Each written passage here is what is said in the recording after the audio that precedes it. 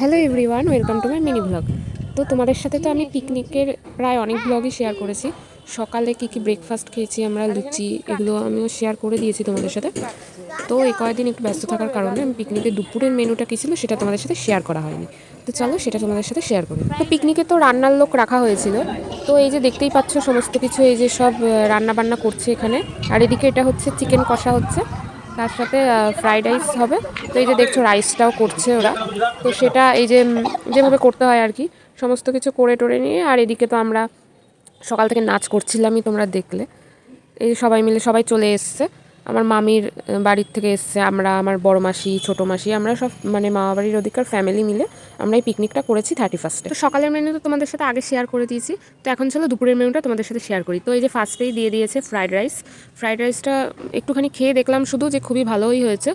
তো তার সাথে ছিল গরম গরম বেগুনি। বেগুনি আমি দুটো মতন খেয়েছি, আর তার আগে যখন ভাত ছিল তখন খেয়েছি একটা।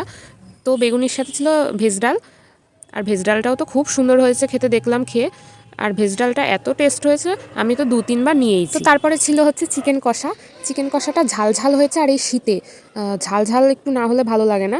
তো চিকেন কষাটাও খুবই ভালোই হয়েছিল খেতে। আর সাথে ছিল স্যালাড, শসা পেঁয়াজ। তো তারপর খাওয়ার শেষে দিয়ে দিল চাটনি, ফ্রুট চাটনি করেছিল, এই যে আমশক্ত, খেজুর, এগুলো দিয়ে ফ্রুট চাটনি করা হয়েছিল। আর তার সাথে ছিল পাঁপড়, আর লাস্টে ছিল মিষ্টি। আমি মিষ্টিটা খাইনি কারণ আমি মিষ্টি খেতে ভালোবাসি না। তো তাই জন্য শুধু চিকেন মানে ফ্রাইড রাইস, চিকেন কষা, এগুলো খাওয়ার পর আমি শুধু চাটনি আর পাঁপড়টাই। আর সন্ধ্যের জন্য ছিল হচ্ছে চিকেন পকোড়া। তোমরা চাটনির পরে যেটা দেখলে ওটা হচ্ছে চিকেন পকোড়া। তো দুপুরবেলা ভেজে রাখা হচ্ছিল, তো সেটা একটা একটা আমরা সবাই খেয়ে দেখলাম যে কীরকম হয়েছে, মানে নুন ঝাল সব কিছু ঠিক আছে কিনা।